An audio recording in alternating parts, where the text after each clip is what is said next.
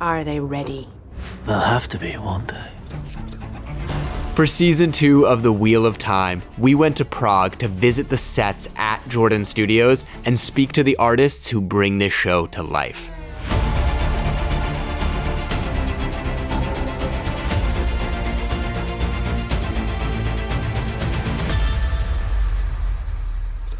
This theme of darkness throughout the season is coming through both in new characters and characters we've already known. What was a particularly fun moment where you got to bring out the darkness in someone's look? The biggest build-up for season 2 for the darkness is definitely these guys here, the Seanchan, the Soldam, and the amount of work that we had to put into developing the looks, within the costume and within the makeup.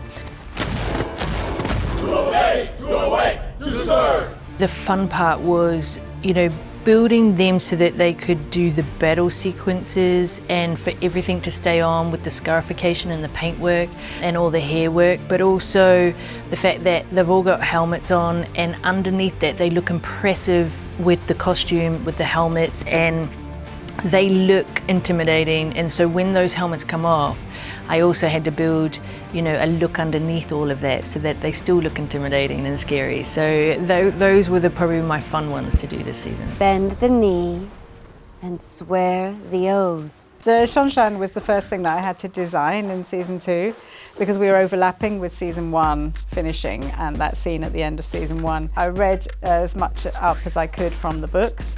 So I get that right, because I know that's very important to the fans. And it was just really fun developing this terrifying army that you've never seen before. And this sort of insect weird vibe was a very interesting part of that. And creating her headdress was a thing that was a real work in progress. It was a real work between me and Davina, hair and makeup, because at one point we were going to make these horns out of hair, and that wasn't working, and so we had lots of research and development as far as that was concerned. And we were trying to find something for the visor you could look through, look in and out, that looked Wheel of Time-like, didn't look contemporary. And I found this piece of metal like that in the workroom. And when I was having a conversation with Thomas Napper, the director, we had the framework of the whole thing, but not that. And I said, what if we just put this here? And he went, oh, I've never seen anything like that before. And I think that really was the cue to so many other things. Not being able to see, weird stuff in front of a face is very scary and intimidating. All will bow. As producers on the show, where are you seeing this theme of darkness coming through most prominently? We've done a lot of character development and they're all learning about themselves. So there is a sense that they have darkness in all of them and they're all fighting it. So I've really enjoyed that bit. And then the character, the Forsaken that come in, they've got, they're two-sided as well as they are in the book. So, it's been quite interesting character development and huge character development this season. A lot of people call me Monster too, along with a litany of other unflattering names. I love Rand's performance this season, and I think now that that character knows that he possesses this all-powerful ability, and he's grappling with it. He's grappling when it won't come out, when it won't come out, can I control it? And I think that performance for me, as it relates to your question about darkness, I think is one of the stronger aspects of the season. You can't help me.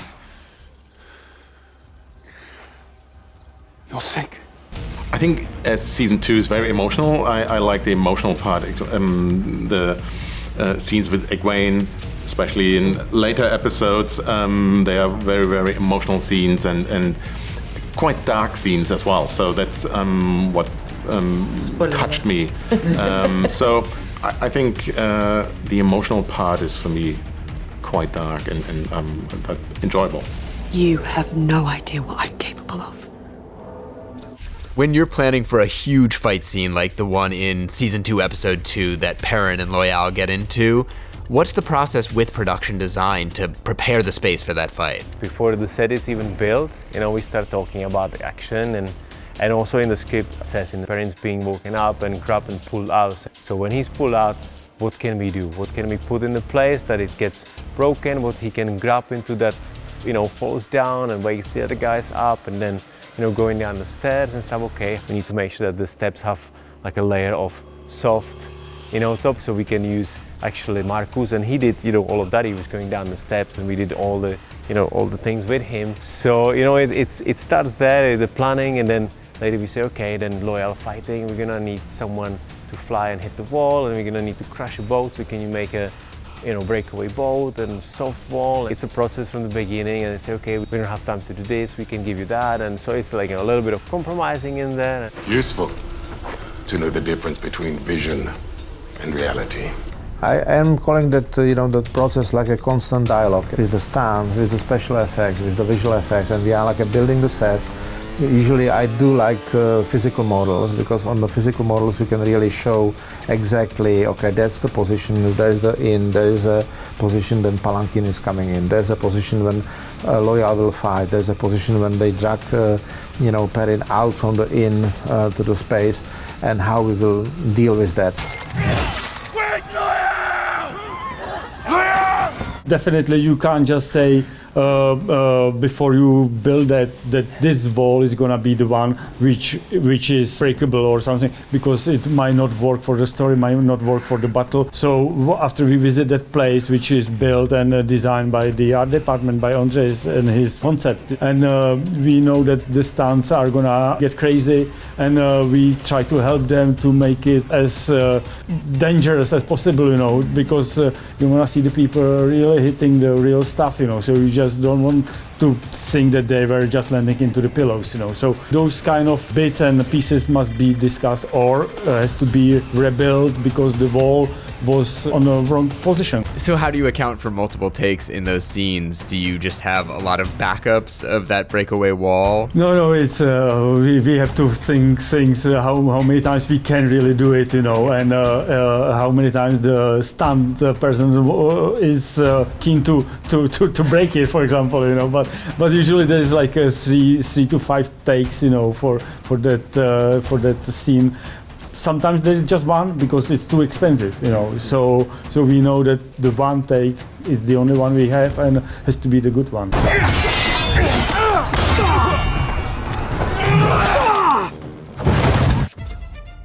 So this is one of the sets from season 2 of the White Tower, the actual location. So those scenes that you've seen with Nynaeve and Egwene and Elaine walking through the corridors, this is one of them.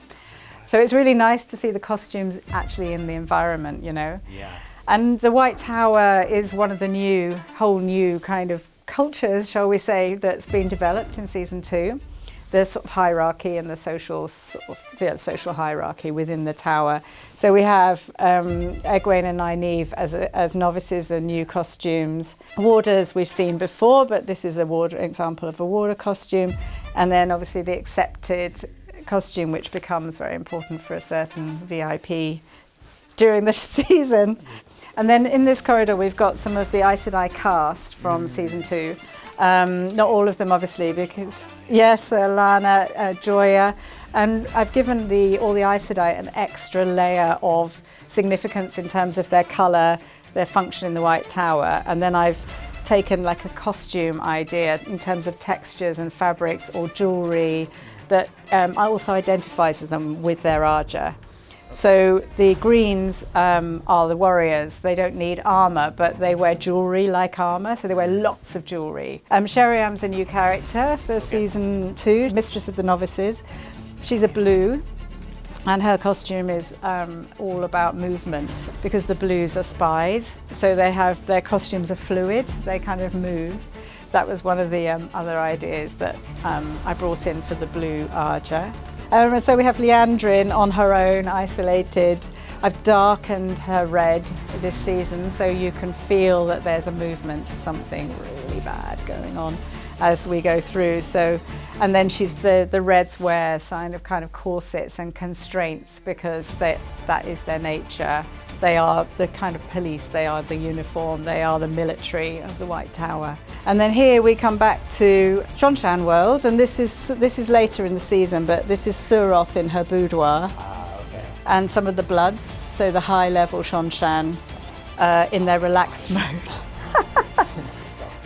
That's so beautiful. So there's the pleat. This is relaxed. Yeah, this is relaxed. Okay, this is like chilled out, Shanchan. Yeah, this is what I'd sleep in. And also what you'll see in these scenes and the reveal of Suroth when she takes the mask off is a thing. Okay, I'm excited. It's what it says in the books. I've read some of the fan stuff and it's like, why has she got hair? She hasn't got hair. No, she hasn't. You just got to wait and see, be patient. I love that.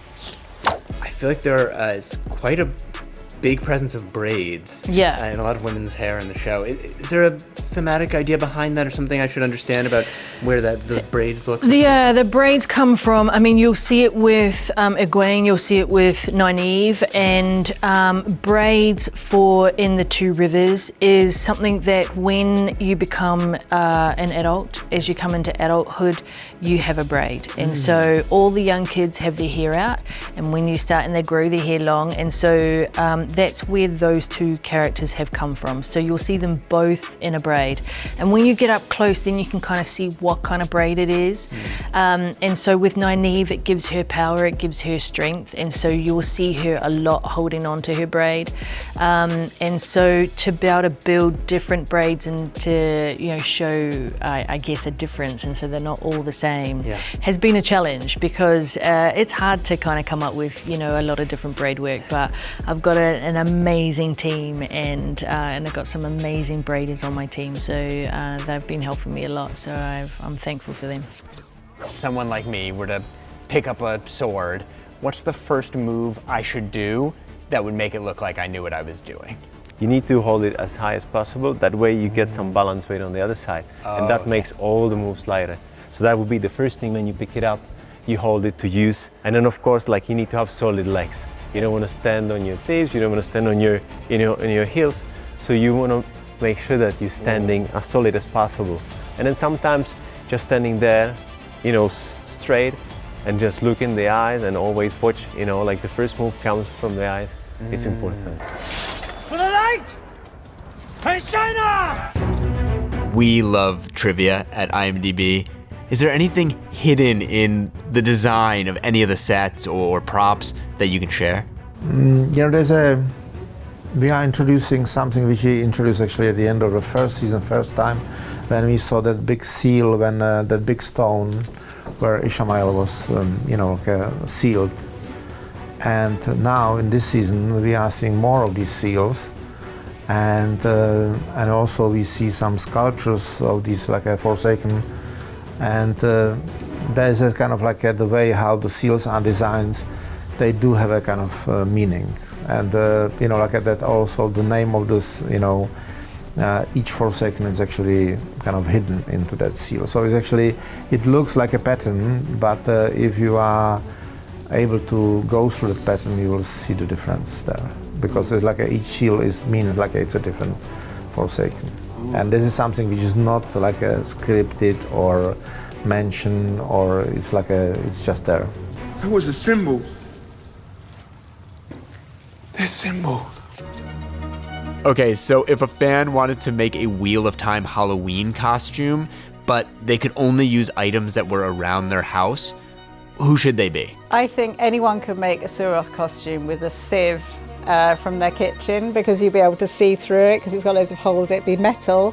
Just tie it on with a belt or something. There you go. Is there one piece of hair or makeup that you feel is so you, that you as a designer are I really brought this thing that I love to do to this one? When I first spoke to Zoe from going from season 1 into season 2, she's got the braid. She used to wear the braid a lot in the outside world. So, she would have her hair braided, every 10 days, and it was a lot for her. So for me to be able to say to her at the end of the day, I want to be able to take off this heavy braid of yours and have you as Zoe, and when you come to me, I want to put you together as Nynaeve. That was probably one of the biggest highlights for me because, it's a help with her in her own life. So I like the fact that, her braid was a big challenge for me to be able to get right. And I think, there are so many different looks within the Wheel of Time that I can't really kind of iron in one, but I just love the fact that it keeps building, keeps growing, and the fact that I have to challenge myself to make new looks, new concepts every single episode is immense.